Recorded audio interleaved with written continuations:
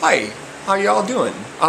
As a supplement to my Christopher Nolan series, I did a review on The Prestige, and a couple of guys asked me to also review The Illusionist, which came out the same year, which is set in the early 1900s and also involves stage illusion, stage magic. This film was directed by Neil Berger, who went on to do Limitless, which I liked. And I hadn't seen The Illusionist since it was in the theater, so I watched it again today to just refamiliarize myself with it. I'd forgotten a lot about the storyline, but I did remember that it involved a forbidden love affair between two young people who had known each other since they were little kids. And that's, of course, the boy grew up to be a world-class stage illusionist who dazzled everyone with his tricks. He wants the girl back, but she is set to marry the Crown Prince of Austria, who is played by Rufus Sewell. The girl is a aristocrat from a different family, Bulgaria, I believe. Her family's from Bulgaria. And when they met as kids, he would dazzle her with his tricks, and they fell into young love and didn't want to be separated. But of course, she was forbidden from seeing him, and he from her. So he went away for many years, about 15 years, I think, or so. And when he came back, he had a dazzling array of tricks, which he would put on, much to the delight of the audiences of the day. He is interested, once he realizes that she's still around, he sets into motion a plan to free her of her obligation to the Crown Prince, who it is rumored enjoys beating his ladies and actually killed one of them to cover up the fact that he was abusing her. Edward Norton plays Eisenheim, the illusionist. Jessica Biel plays Sophie, I believe her name is, who was who's the girl, all grown up. Rufus Sewell plays the Crown Prince. Here's a little interesting trivia factoid that has nothing to do with anything, but I just remembered it.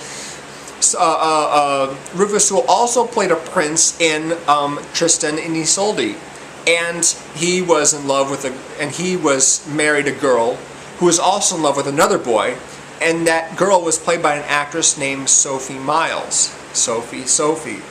I don't know, it doesn't have anything to do with any, but, you know, these facts kind of, you know, combine in different ways in my brain.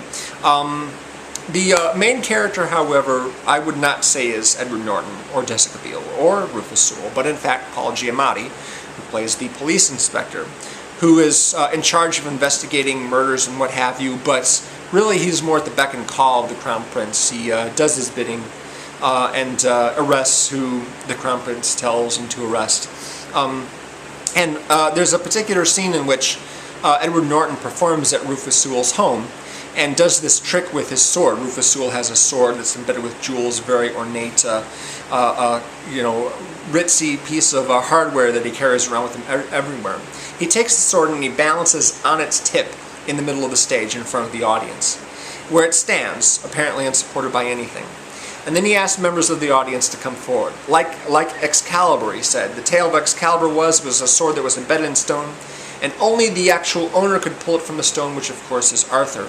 Many people tried, but only Arthur was able to pull it from the rock. So he asked some people from the audience to come forward, and they struggle. They can't lift the sword. It's standing there, apparently unsupported by anything, on its tip, in the middle of an empty floor, and yet they can't move it. She says, "Thank you very much, and now would the owner of the sword come forward and take it?" So the prince comes forward, grabs the sword, but can't remove it, at least not at first. Edward Norton does whatever it is he does to release the sword, and he picks it up. But the prince is more than a little embarrassed. He's a guy who gets embarrassed easily by other people's behavior. It's really kind of sad. But once that happens, he tells Paul Giamatti, "I want that man shut down. It doesn't matter how many performances he's sold out, I want his show shut down." Once Edward Norton realizes that Jessica Biel might have to marry this guy, who possibly killed a woman he was involved with years earlier to cover up the fact that he was beating her, he decides that he's going to try and figure out a way to get Jessica Biel away from him using his stagecraft tricks. So Paul Giamatti really is the main character because we're not privy to a lot of the stuff that Edward Norton does. We don't know the details of his plan. We see it unfold kind of as he does. as each little trick falls into place, it's all it's something that it's confusing to the outsider, and Paul Giamatti's the outsider, so he's sort of the stand-in for the audience. And I like Paul Giamatti a lot. He's the best actor in this movie.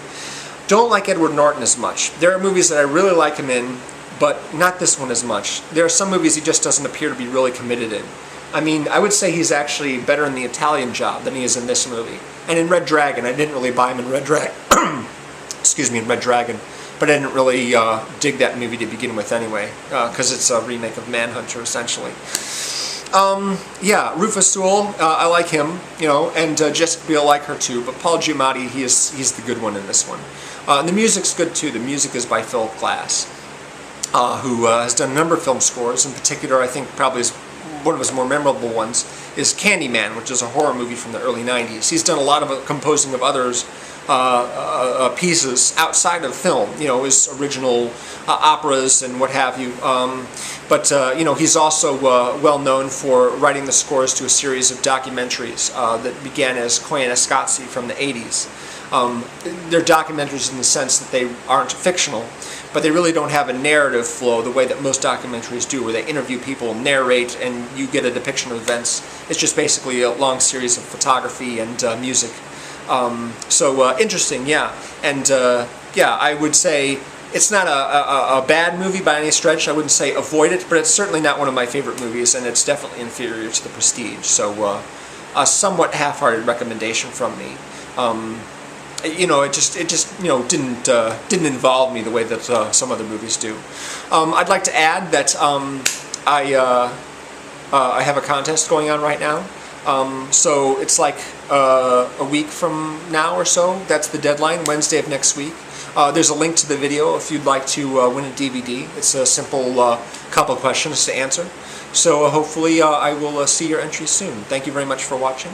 And thanks again to Puck Bond and Michael for asking me to do this video. I will see you again real soon. Bye.